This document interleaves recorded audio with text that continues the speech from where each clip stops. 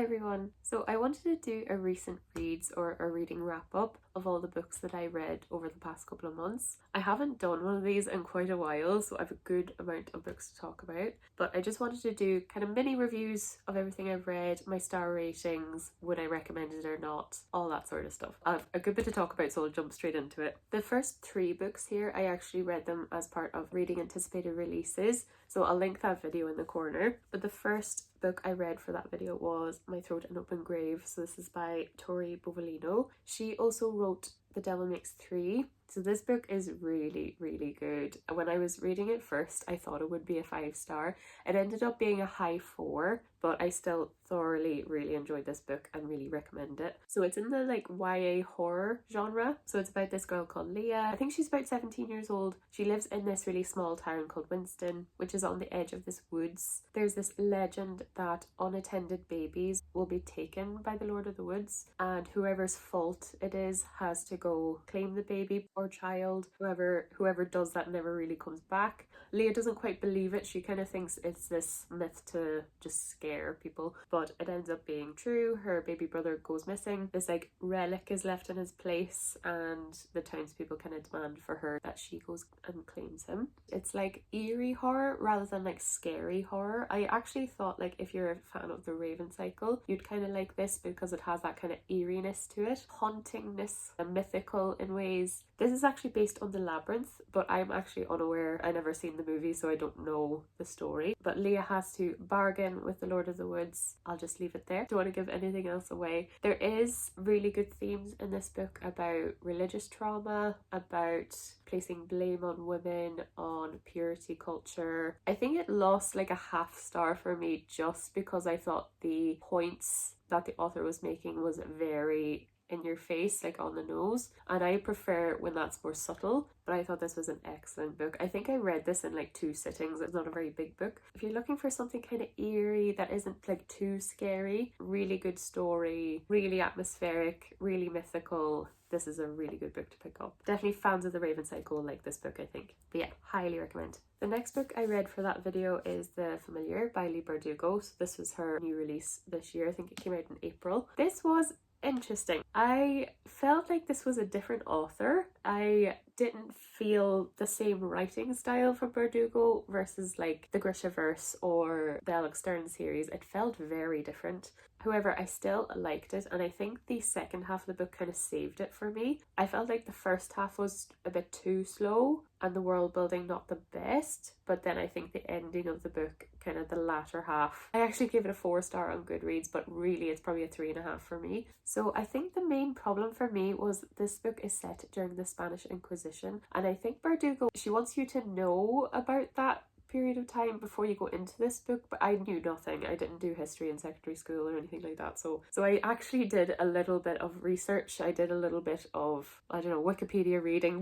just so I would get a bit of a background. Basically it is just Catholicism stamping out other religions, and the main character of this, Lucia, is from a Jewish community. I think the main problem was when people's names were mentioned, like historical figures, it meant nothing to me, where maybe if you were a history buff this might have like hit a bit better. But obviously it's also kind of a fantasy. There's magical realism elements in this as well. Lucia actually ends up having powers, and she is a servant in this manor. The mistress of that house has actually lost a lot of their wealth, and they're trying to keep up appearances, so they use Lucia a lot to try to win people over and have her do like magic tricks essentially at dinner parties and stuff. She gets roped into these trials. So the goal of the trial is to win over the king with the miracles that you can do. So Lucia takes part in this. She gets help from this actual immortal called Santangel, and there is a little bit of a romance between them. So I actually really liked their romance, and I really liked the plotting of the end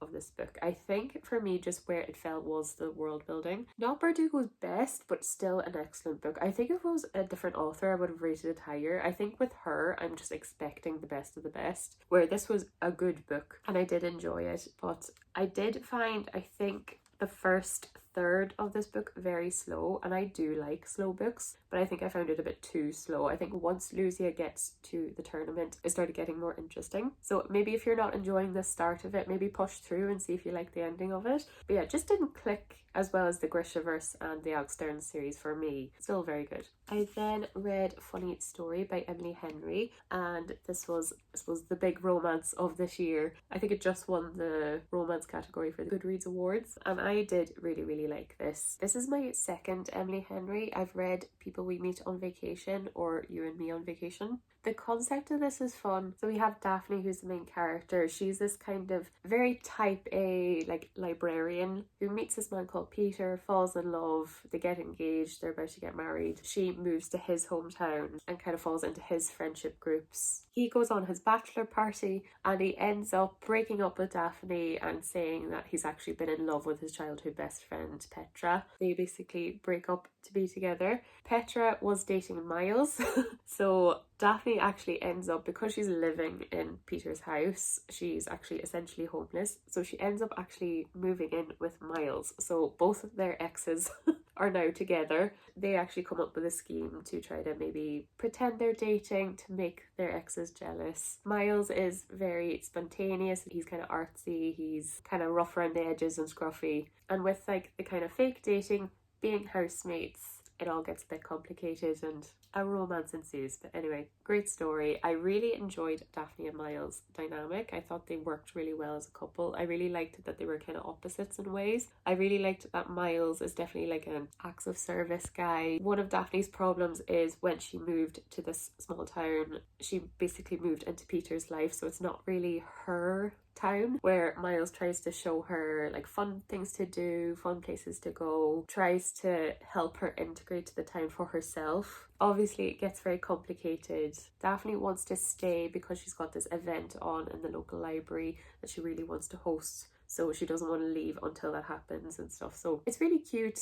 I did really like it. I thought it was a step up from People We Meet on Vacation, actually. I did really enjoy it. I said this in my video, I do find with Emily Henry sometimes that the characters are very rom-com-y. Like, I think they don't feel quite believable to me. I think they sometimes feel like, okay, here's the character, here's their goals in life or their interests, here's the traumatic thing that happened to them in their past. That's kind of it. I don't really connect with the characters so much. They work for rom-coms, I think. So I think there's a bit of that. There's like insert trauma here or insert complication here in order to make a good plot. Anyway, that's a rom-com and I thought this was a great one. So definitely recommend it. If you've read Emily Henry before, this is a good one. I listened to this as an audiobook and the actress who narrated was really good. I do wish sometimes that they would get a male actor to do the male love interest when I'm listening to audiobooks like that, but that's just me. But a good solid rom-com that I did really enjoy. So the next book I have is Powerless by Lauren Roberts. I had a mixed time with this,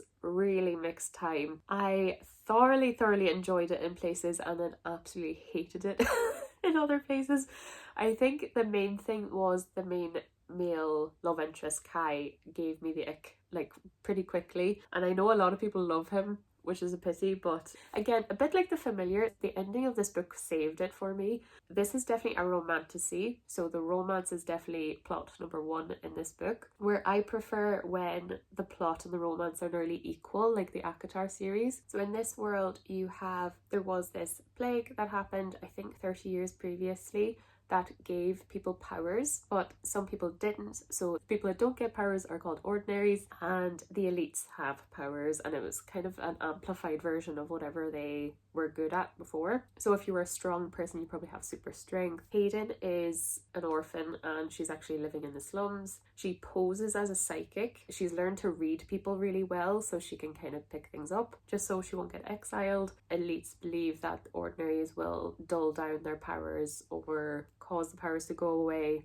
like they're parasites a little bit. So there is that tension. The prince Kai comes into the slums, but she actually ends up saving him. She's an excellent fighter from living in the slums, kind of just from self-defense. There's these trials in this kingdom, and they're just to kind of showcase Elite's powers. Hayden is actually picked to be part of the trials, and she kind of has to hide the fact that she doesn't have any psychic powers actually. So actually the plotting of it, as I describe it, I actually think it does sound good. It's like a typical kind of YA fantasy. I think apparently this is a lot like Red Queen, which I've never read, and obviously the trial thing is a little bit Hunger Games-esque. So I do think this is a little bit of an amalgamation of lots of different books, a little bit. Props to Lauren Roberts though, because she's a very young author. I think she was only 18 or something when she released this. So there is that YA feel to it, obviously, because the author herself is a young adult. I think it is a fun book. I think for me, I just didn't love the romance. I thought Kai was a bit grabby and touchy-feely, and I think if he was not handsome, you would have seen it as creepy. I really didn't like their dynamic and banter. I think because it was just the same tone throughout the whole book. And I think until you get to the trials, maybe do they have like an actual real conversation?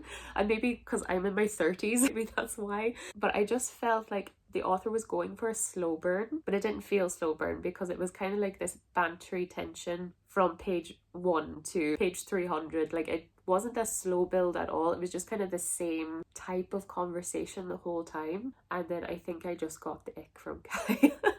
Even though I still quite liked him as a character, I did quite like Peyton as a character. Yeah, just the romance I wasn't crazy about. And like things like the trials itself, I wish it focused on the plot a little bit more, because the trials itself sounds really exciting, but because of this banter these two characters have, that took the forefront, and like that's probably my least favorite part of the book, and it's the main part of the book, unfortunately. Yeah, I just didn't love that. I really didn't love that. There is this very girl versus girl for male attention that I thought was very outdated and overdone, but I don't want to take this book too seriously. I think it was a fun read, and I actually did quite enjoy reading it. I gave this a 3-star. Parts of this were 2 for me, and then parts of this were 4 for me, so I thought a 3 would be a good fair rating for this for me. But yeah, I think the latter half of the book, the dynamic between Kai and Peyton changes. The plot is a little bit more forefront. Trials and political stuff kind of are more the forefront. So I think I enjoyed that a lot more.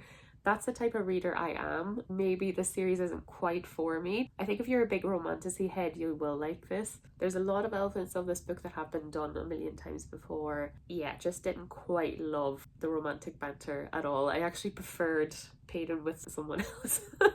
It's just me. I am happy enough to keep going. I actually have them here on my shelves. So we have Powerful, which is based on Peyton's friend, I think, and it happens along the same time as this book. And then you have Reckless, which is book 2. I think book 3 is coming out next year. So I am happy to keep going with the series, but yeah, just I had frustrating parts of it, even though it was a fun time. So the next book I read is The Forest of Stolen Girls, and this is by June Her, and this was an audiobook listen for me.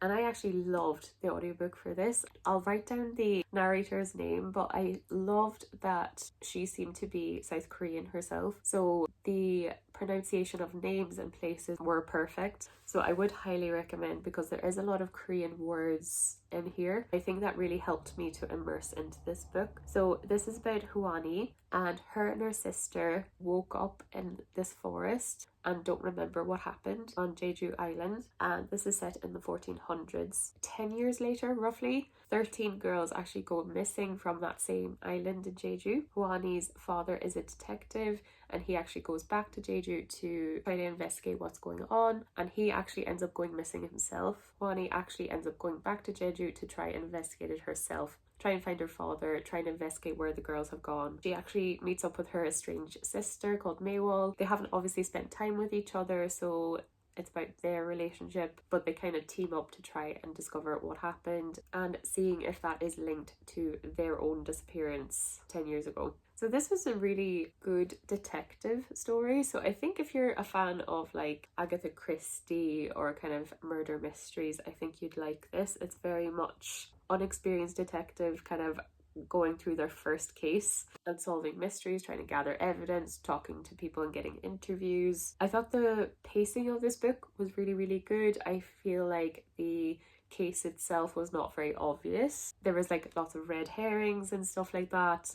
I felt it was a very good mystery. I specifically really loved the author's note actually afterwards. The author actually based this story on true events, how young girls were treated at this time, and it really tied into the type of story that this was. So I thought really good take on a historical event, really well written. So this was like a 4-star for me. I think mysteries and thrillers aren't quite my thing. I prefer a fantasy book. If you are a mystery thriller type person, I think you would really like this. You'll learned a lot about Korea and Asian history. Is it totally historically accurate? Probably not. It was really interesting. I thought the revelations were really cool. It was just a well done mystery. I loved the family dynamics in this. I loved Hwani and Maywall's sisterly relationship and how they kind of restored it. There's definitely talks about one child feeling different towards a parent versus another, parental relations, views on women and abuses of power.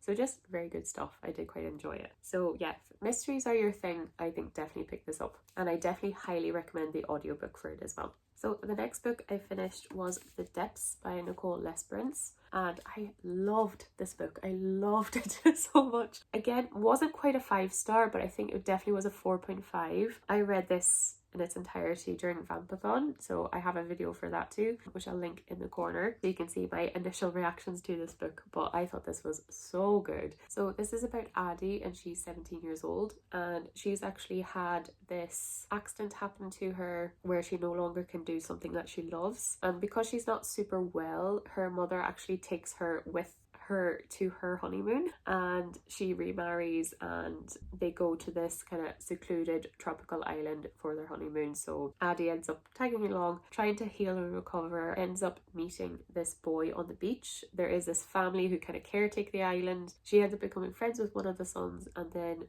she meets the other brother on the beach at night. She ends up kind of meeting him at night time, and he kind of shows her the island. The island's quite eerie in places, and this felt very, very atmospheric. So the plants kind of change colour, they kind of respond to Addie. There's this pool where she feels really healed. There is something kind of mythical about the island, but also kind of scary. So she ends up seeing this little ghost girl as well. So she ends up trying to find out what happened to this little girl and her sister. The ending of this book, kind of the latter half of it, is so exciting. Like the tension and the race for time elements to it were so exciting. I couldn't put it down. The twists in this and the revelations were so good. I really loved that the characters themselves felt very YA. I think I said this in the video, but Addie herself, just the way she talks, like how she rolls her eyes to her stepfather and just the things she wants and the way she kind of says things, her temperament feels like a real teenager. Like I feel like Nicole Lesperance did a really good job. Her friend Billy in this is only 15 and he really feels like a 15-year-old. So I think the characterization of this book is really, really good. You can feel how isolated and suffocating the island is. I think it just lost a 0.5-star for me in terms of some of the lines being repeated over and over and over again. I think the author was trying to make the place a bit too eerie. I feel like they did a good job, but then maybe we just went overboard a little bit. There is a line in here about the birds calling out Addie's name, and I think that happens like 2 or 3 times each chapter, and I was just getting a bit tired of it. I didn't find that very eerie at the start, and by the time it hit the like 20th time, I was like, it got a bit annoying. So I think that was the only thing I can gripe about it, is maybe the repeated lines. But yeah, if you want like a tropical horror with that kind of isolated feeling, suffocating feeling, good YA characters, good twists and excitement, and like heart pumping scary tension, this is such a good book. So I highly recommend this. It's very unique. I think if it didn't just have those few things about the repetition, it would have been a 5-star for me, but still excellent stuff. Really good. Another big chunky book that took me a while to read was The Fragile Threads of Power by V. Schwab. So this is the new series that's kind of a spin-off to the Darker Shade of Magic series, but actually I felt like this was book 4. Like it didn't feel like a spin-off that much, because the characters really essentially from the first book are in here and they're the main characters in it. There's a few new characters. I really felt like this was book 4. Obviously I'm not going to talk about the plot because that would be spoilery, but the first series, the Darker Shade of Magic series, is about Kel. So he is an Antari, which are kind of a dying breed of magicians, and they can actually use magic really well. In this world, people usually have affinities, so they're good with fire, good with water, good with earth or wind. But Kel is actually really good at all of those things, and he can actually teleport himself from parallel worlds. So in this world, you have 4 Londons. You've black, grey, white and red, and he lives in red. He's a messenger for each of the monarchs, so he's taken in by the royal family in Red London, and he is basically the messenger for the king in Grey London and White London. Black London at this stage is kind of like closed off. On the side though, he's a bit of a smuggler, so you're not supposed to do this, but he takes artifacts from one London and sells them in another. In White London, he ends up smuggling something he shouldn't have, and the whole story of the first book is the repercussions of that. He meets Lila Bard, who's the other main character in Grey London, and she's this kind of poor pickpocket person. She really wants to be a pirate, and she ends up kind of tagging along with Kel. So both of them are kind of like the main characters of this series. They're both kind of morally grey and really good characters. You also have Rai as well, who is Kel's brother, I suppose adopted brother, and he actually has no magic, but he is set to be the next king. But they really love each other, and their plots kind of intertwine a lot. You have another Antari in the White London called Holland, and he's actually kind of the same as Kel, kind of a messenger, but is treated really badly and is kind of the antagonist of the story. But it's so good. All the books have been 5 stars for me. I think Gathering of Shadows was 4.5. It was a 4 or 4.5, but I love the series. It reminds me a lot of the Pirates of the Caribbean for some reason, but V. Schwab's writing is just so good. The dialogue is so good. The characters are good. The plotting is perfect, actually perfect. You can see things playing out so well, like a movie is playing in front of you while you're reading. But I just think if you like a fantasy story, please just pick this series up. It's so good. But yeah, this book is set, I think it's 7 or 8 years from the final book, A Conjuring of Light, and you do have some new characters, but you do have the older characters in this book as well, as I said. And this book is definitely, it reminded me of Gathering of Shadows actually in a lot of ways, because it's kind of the reintroduction of characters and setting up the plot of a series. So it does read a little bit slower, but I do like slow books. This was 5 stars for me. I loved it. It was still very exciting, but definitely slower and definitely more character driven than I would say the first and third book of the original trilogy. But yeah, loved this. I loved how things panned out. I think it's really interesting. You've got all the repercussions of everything that happened in the original trilogy and how the characters are dealing with that. You have the new characters being interwoven into the story with them. But yeah, definitely very character driven, kind of slower, definitely more like Gathering of Shadows. So just bear that in mind if you're thinking of picking this up. It is a very chunky, slower book, but definitely has very exciting plot in it as well. So I loved this. It took me a while. I kept putting it down and reading other things and picking it back up again. Just because of the pure size of it, I didn't take it with me places. I had such a good time reading this. Loved it so much. And the last book I have to talk about is The Picture of Dorian Gray by Oscar Wilde. This was another Vampathon book, and I started that in that video, but I just finished this week actually. I listened to this on audiobook as well, but I actually listened to the Ben Barnes audiobook narration of it, and he did such a good job, and I thought that was a fun one to listen to because he's actually the actor of the movie, which I haven't seen, but I really want to see it now. I really didn't know the story. I knew the premise of Dorian staying young forever and the portrait bearing all the ugliness of his soul and getting older, but that's all I knew. So it's about Dorian, and he is this young gentleman. He's extremely handsome. He's very kind of young and innocent at the start of this book. He has this friend called Basil who's an artist, and he's kind of enamored with him and really wants to paint him and paints his portrait. They also have a friend called Henry, and I read this theory that Basil is like Dorian's good angel on his shoulder and Henry is his bad angel on his shoulder, and I was like, I think that's perfect. I think Dorian is really susceptible to being influenced, and Henry is really there to influence him. Even though they do have a good relationship, Henry definitely encourages hedonism basically, and Basil kind of wants Henry to stop spoiling him basically. While he's being painted, he kind of realizes that he'll never be this age again, and he'll never be this young and beautiful again, and he's already kind of resenting the painting for being a day younger than him, essentially, and he just wishes that the portrait would age and he wouldn't, and he would remain young. Yeah, it's about essentially Dorian just living his life, doing what he wants, being influenced very easily by books and wealth, romance, being selfish essentially, and there's just a lot of commentary in this book, and it's so good.